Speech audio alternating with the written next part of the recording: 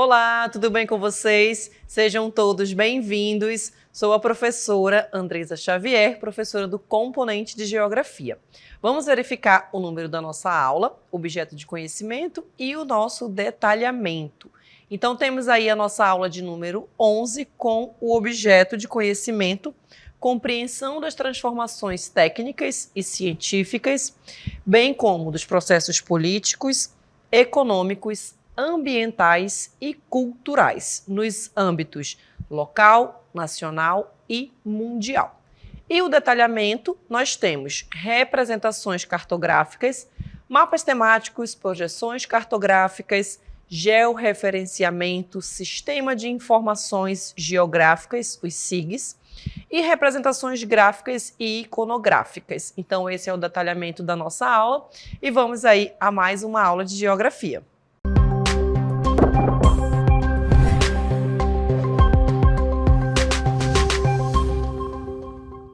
Muito bem, então vamos iniciar a nossa aula observando aqui algumas imagens, né? Nós temos representações cartográficas. Aqui, se vocês observarem, nós temos um mapa antigo, né, da cidade de Manaus. E agora, um mapa mais recente, com tecnologias que são usadas atualmente, diferentemente das tecnologias que eram utilizadas, né, como a gente pode observar neste mapa antigo, entre 1892 a 1896. E já o mais atual, né, Manaus 2025, uma imagem de satélite, onde a gente pode observar os bairros, a gente pode observar o rio à frente da cidade, assim como também neste mapa antigo, se a gente for verificar o formato, verificar ali a presença dos rios que compõem essa bacia hidrográfica, a gente vai perceber essas semelhanças. Só que hoje a gente consegue obter mais informações, né? Através das tecnologias que são utilizadas nos dias atuais. Vamos relembrar aí o que é representação cartográfica? Então, nós temos aí o conceito que nada mais é que formas onde nós vamos apresentar ali algumas informações geográficas, que foi aí o exemplo desses mapas que eu mostrei para vocês, né? Um mapa mais antigo e um mapa mais atual. Mas ambos estavam mostrando ali a cidade de Manaus. E aí a gente tem essas informações, né? Espaciais, informação sobre o território.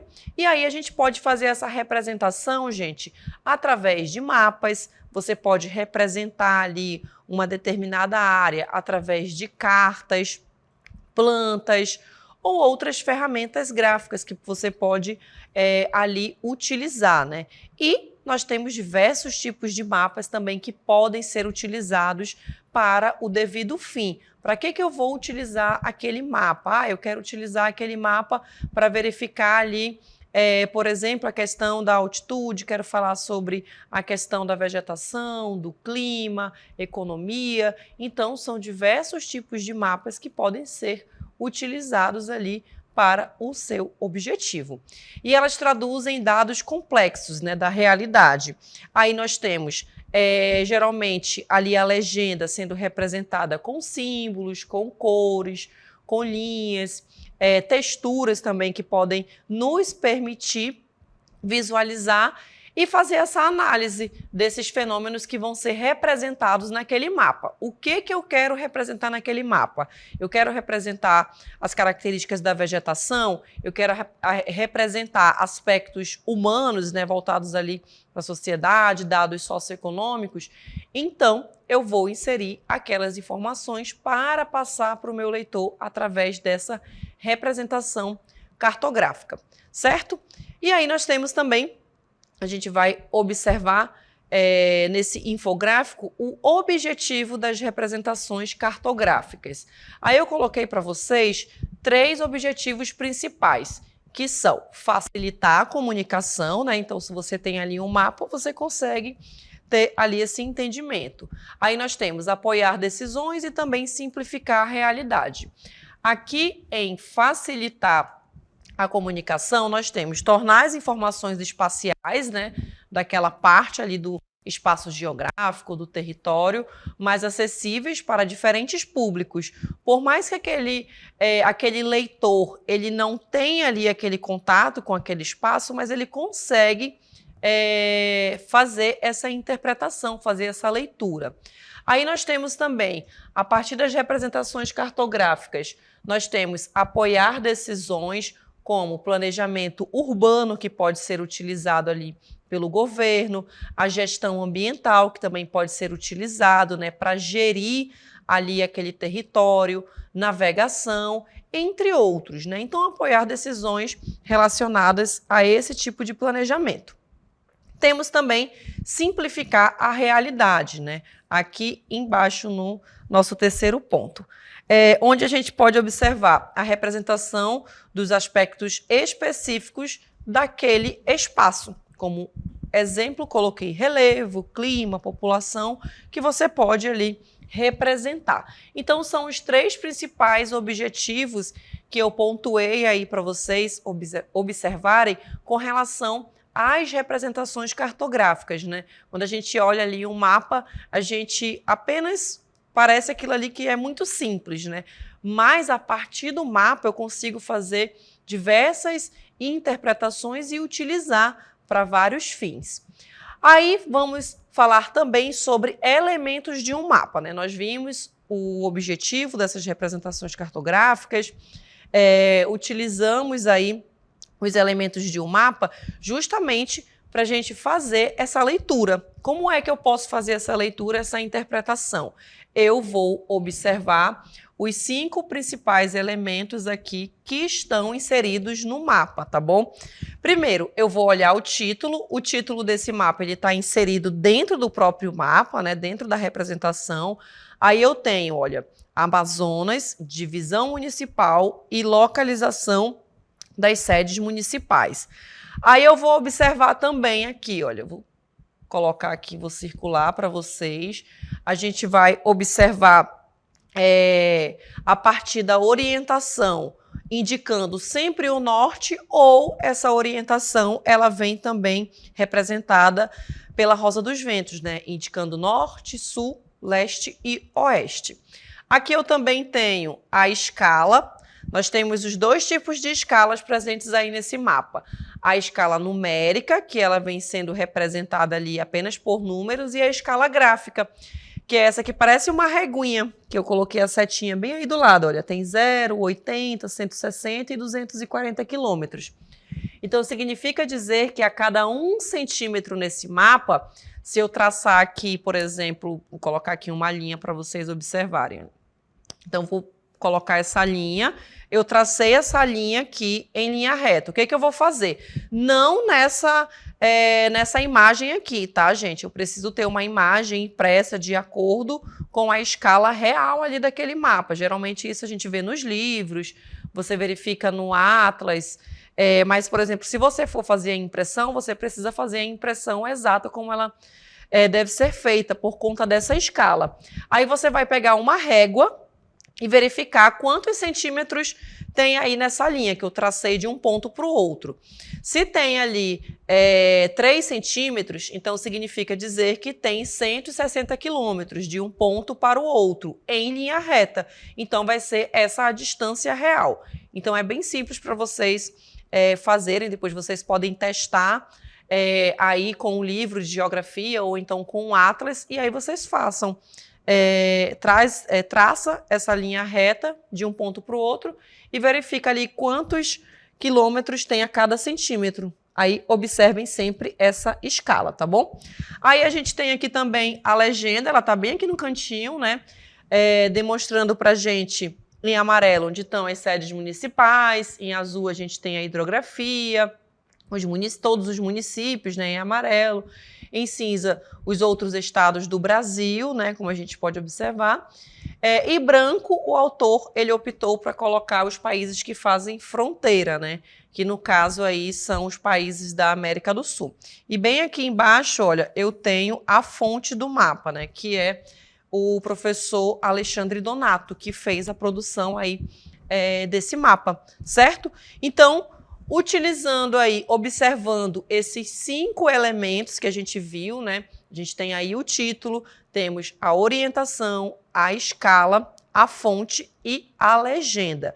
Então, observando esses 5 elementos desse mapa, você vai conseguir ali perfeitamente observar e interpretar essas informações.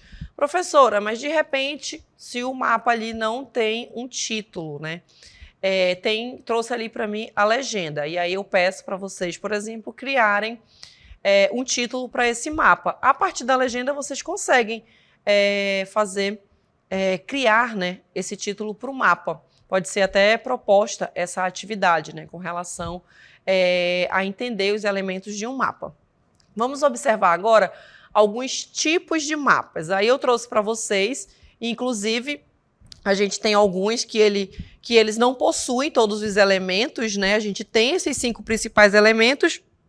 E aí a gente observa.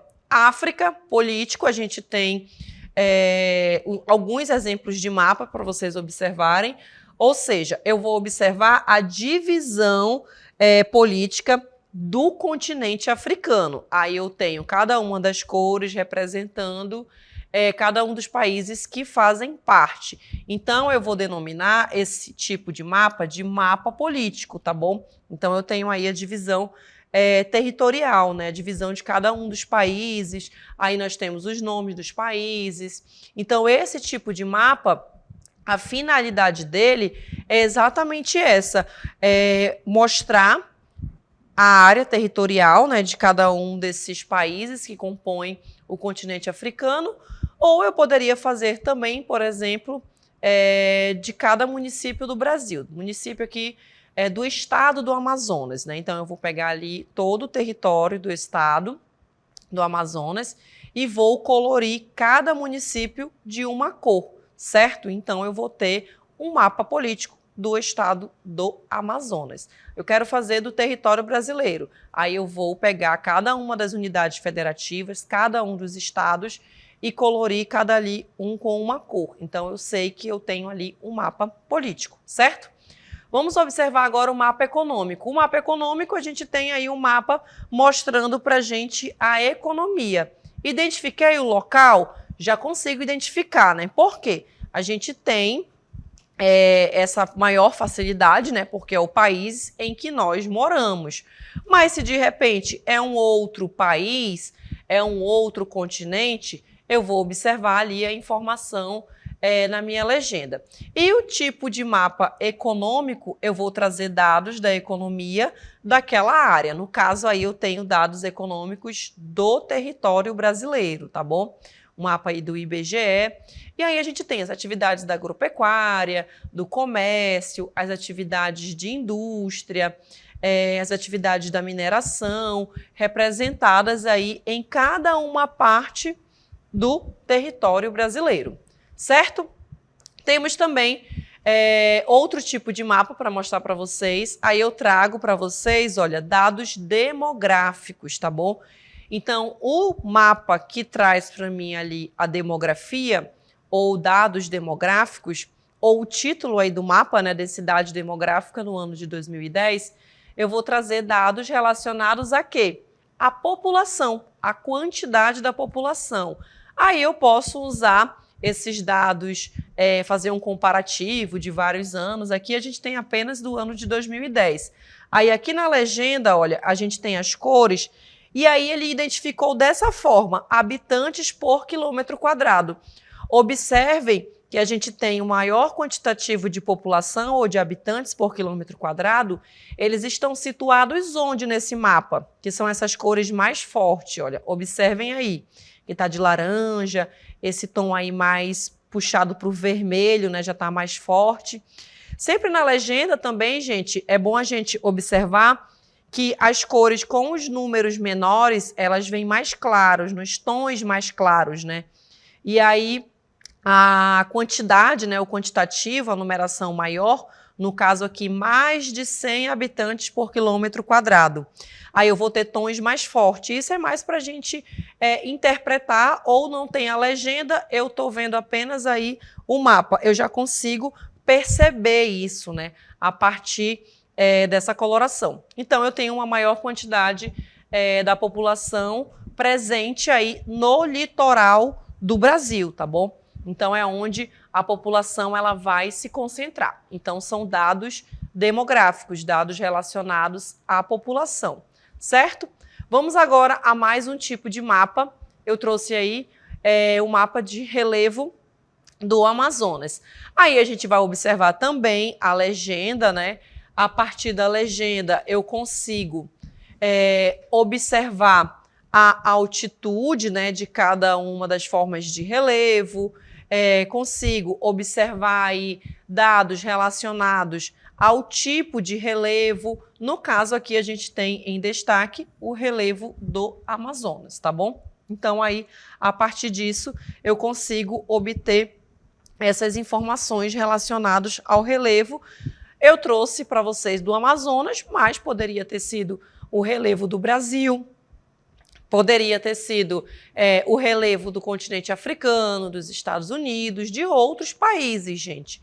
Então, a gente precisa sempre estar atento a esses 5 elementos que nós observamos, tá bom? Observando o título, observando a legenda, observando a fonte, né? A fonte ela vai ser muito importante. No caso dos mapas utilizados no Brasil, nós temos aí um órgão que vai ficar responsável, né? Onde a gente tem mapas com dados mais fiéis, que estão relacionados aí ao censo demográfico, que é o caso do IBGE, dessa instituição, tá bom? Vamos falar agora sobre georreferenciamento. Aí nós temos o conceito, né, que são técnicas que vai vincular objetos, imagens ou dados. E aí o que a gente utiliza? As coordenadas geográficas. Vocês lembram o que são as coordenadas geográficas? Eu vou utilizar a latitude, eu vou observar a minha latitude sempre com relação à linha do Equador. Quantos graus de distância eu estou à linha do Equador? Aí eu encontro o primeiro dado da minha coordenada geográfica, que é a latitude. E a latitude, ela pode estar apenas a norte ou a sul da linha do Equador, tá bom? Só para a gente relembrar. Longitude é ao meridiano de Greenwich. Então, eu tenho o meridiano de Greenwich e aí eu verifico quantos graus de distância eu estou ali ao meridiano, certo? Então, a partir dessas coordenadas, aí eu vou observar esses dados, esses objetos, essas imagens que vão ser utilizados no georreferenciamento. E o principal objetivo vai ser o quê? Garantir a precisão na representação espacial, né? Então, a partir disso, eu vou analisar aquela técnica que foi utilizada e também tomadas de decisões baseadas em localização, né? Que vai ser utilizado. E aí nós temos algumas ferramentas, né? Como é o exemplo do GPS, aí a gente vai observar quais são as ferramentas. O GPS, ele vai utilizar fielmente ali aquela coordenada geográfica, né? Se você tem aí o seu aparelho celular e alguém quiser te encontrar, por exemplo, ele vai utilizar exatamente a sua localização onde você está. Ele vai te dar a latitude e vai te encontrar também com a sua longitude, aí no local onde você está assistindo essa aula agora. E a partir disso, dessa coordenada geográfica, a gente te identifica e podemos chegar utilizando, né, outros aplicativos, outros programas para me direcionar. Aí nós temos o sensoriamento remoto, né, onde eu vou utilizar imagens de satélites, drones também georreferenciais, né, para fazer a análise desse espaço geográfico, e desse espaço territorial. Aí eu tenho também softwares especializados, que são programas, né? Aí os principais programas que a gente colocou para vocês, inclusive aquele mapa que a gente viu lá no início dos elementos do mapa, né? Que foi o professor Alexandre, ele vai utilizar aqui esses programas para produzir o mapa, né? Aí aqui a gente tem alguns exemplos do QGIS. Eu acho que lá no mapa, na fonte, tinha o programa que ele utilizou, né? Que é o software. Aí aqui a gente tem o ArcoGIS e também o AutoCAD. São os 3 principais, tá bom? Que eu pontuei aqui para vocês, onde você pode aprender também, fazer cursos para utilizar essas ferramentas. Aí nós temos o processo, né? Como é que funciona, qual é a parte aqui do processo para o funcionamento do georreferenciamento. A gente tem a coleta de pontos, né, de controle no terreno, qual é aquela área que eu vou referenciar, que eu vou fazer aquela representação cartográfica, a associação desses pontos às coordenadas conhecidas, né, utilizando também latitude, longitude, e também correção de distorções em imagens ou mapas, né? Eu preciso observar se naquele período tinha muitas nuvens, porque aí acaba impossibilitando, a partir das imagens de satélites, de você observar aquele lugar. Se tinha fumaça, né, oriundo ali de queimadas. Então, tudo isso precisa ser analisado. Então, é bastante trabalhoso aí a produção de um mapa, né? A gente vê ele ali tão bonitinho, parece que foi muito fácil de fazer, né? Até mesmo porque, quando a gente vai fazer aí a produção de um mapa, né, os professores de geografia sempre pedem, né? Faça um mapa, a representação ali do território brasileiro. Aí você pega aquele papel, coloca em cima do mapa ou coloca o mapa por cima, né, e vai ali riscando. Tem gente que tem mais facilidade, né? Só de você ficar olhando ali, você consegue fazer ali o desenho, né? E parece ser muito simples, mas para chegar naquela produção daquele mapa que está ali, que você está só reproduzindo, foi feito aí todas essas etapas que a gente acabou de ver. Isso são algumas das etapas, na verdade, né? Eu pontuei apenas algumas para vocês, mas são outras também que são realizadas. Aí nós temos as aplicações do georreferenciamento. Aí nós temos agricultura de precisão, né? Nas atividades da agricultura, onde nós temos um campo, uma agricultura mais mecanizada, já está sendo mais utilizado, né? Por quê?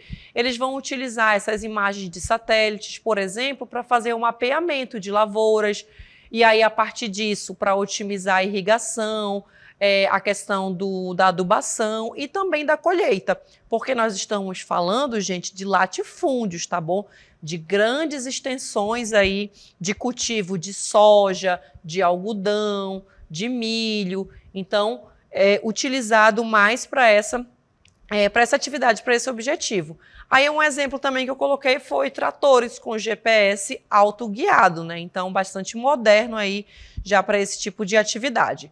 Aí nós temos também a aplicação para regularização fundiária, né?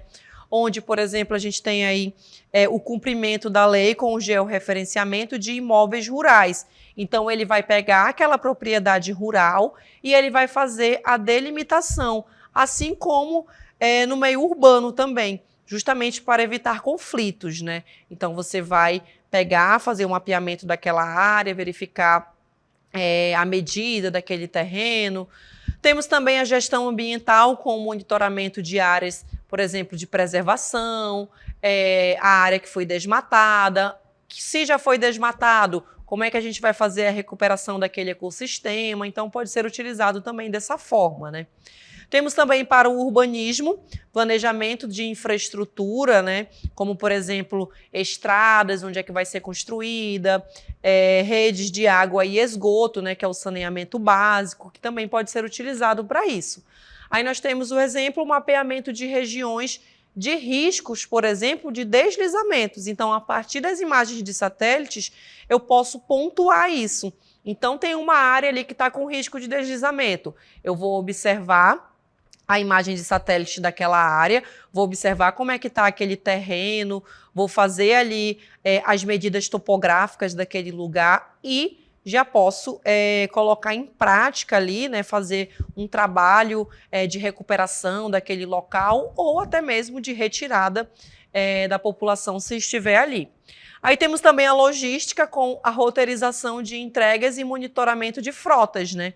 Então, essas frotas que são utilizadas, o correio, essas entregas que são feitas aí a partir de outras empresas privadas que vão utilizar isso até saber ali chegar o seu pedido na internet, né? Como é que vai ser feito? Quando eu fiz ali o pedido, quantos dias vai demorar? Então, é utilizado também o georreferenciamento, né? Então, ele vai fazer o cálculo, quanto tempo vai utilizar de transporte aéreo ou se vai ali através de rios, né?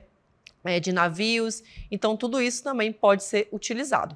Aí nós temos a importância do georreferenciamento, aí eu pontuei algumas como precisão, segurança jurídica, sustentabilidade e tecnologia. Aí nós temos a precisão, vai reduzir erros em medições e demarcações, né? Imaginem antes como é que era feito, né? A pessoa ia lá naquele local, pegava ali a fita métrica e ia medir o terreno e estipulava, né? Tá aqui, esse é o teu terreno. Imaginem também para fazer aí a questão da regularização com relação às fronteiras, né, dos municípios, dos estados. Então, a gente tem aí as imagens de satélites, por exemplo, auxiliando nisso. Segurança jurídica, né, evita sobreposição de terras, vai evitar que aquela terra ela possa ter, por exemplo, 2 donos, né, 2 proprietários. Então, vai evitar essa sobreposição de terras. Vai garantir também os direitos territoriais, né, aquele proprietário, aquele dono daquela terra. Sustentabilidade auxilia no uso racional dos recursos naturais, porque a partir da imagem de satélite, eu tenho ali uma grande área verde. Então, eu vou informar aquele proprietário, por exemplo, quantos metros, quantos quilômetros ele pode ali, por exemplo, desmatar daquela área, né? De acordo com a legislação ambiental daquele lugar. Então, eu também posso utilizar para isso. Aí nós temos tecnologia, base para sistema como o Google Maps, entre outros aplicativos de mobilidade, né? Que você pode utilizar para se locomover de um lugar para o outro. Você também pode utilizar para este fim. Aí nós temos alguns desafios do georreferenciamento, né? Aí o primeiro é o custo. Por quê? Os equipamentos, gente, os programas especializados, eles custam, tem um custo maior, né? Então acaba sendo um pouco elevado, sendo caro. Aí nós temos também a qualificação técnica, porque a gente tem poucos profissionais, né, treinados em geotecnologias, então falta ainda no mercado essa qualificação técnica.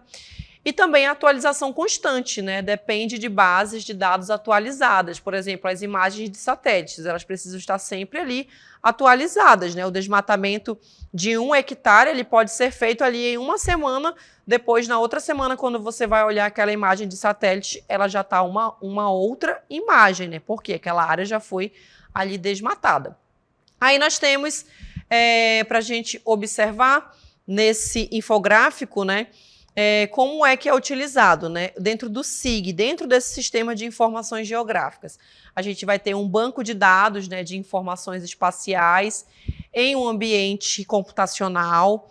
Aí nós temos a importância para esse planejamento urbano, planejamento rural, onde o governo, né, a prefeitura, o governo, os órgãos responsáveis vão tomar ali as decisões. Nós temos os programas que compõem os softwares, os métodos de operação que vão ser utilizados, né? Os programas, as pessoas, onde vai ser armazenado aquelas informações. E aí nós temos que eles estão presentes em órgãos públicos e empresas, né? Até por conta desse planejamento urbano e rural, e também disponível via web, né? Você pode aí, por exemplo, acessar o site e aí você consegue obter essas informações. Você pode ter ali, por exemplo, as imagens de satélites que a gente observou naquele mapa lá no início da aula, você pode obter esse acesso através ali do Google Maps, né? É um exemplo.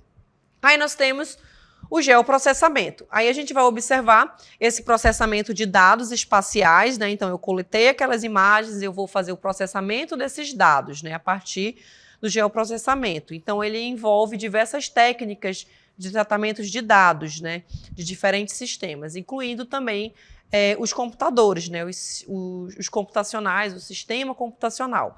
E aí nós temos que ele vai identificar determinadas características da superfície terrestre, né, e aí eu trouxe para vocês no mapinha isso através de cores e legendas variadas, né.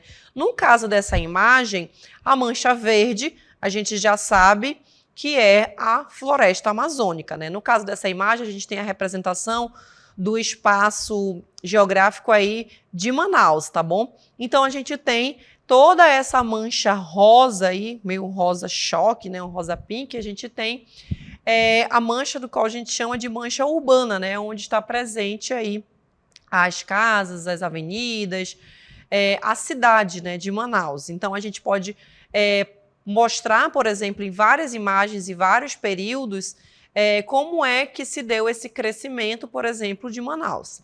Então, isso colaborou também para o aumento da precisão das representações gráficas, né, a melhoria da qualidade das informações obtidas a partir aí do geoprocessamento, onde eu vou utilizar essas imagens, vou coletar esses dados, inserir ali em programas de computador e realizar, né, a leitura do que aquele mapa, aquela imagem de satélite, ele está ali me passando, certo?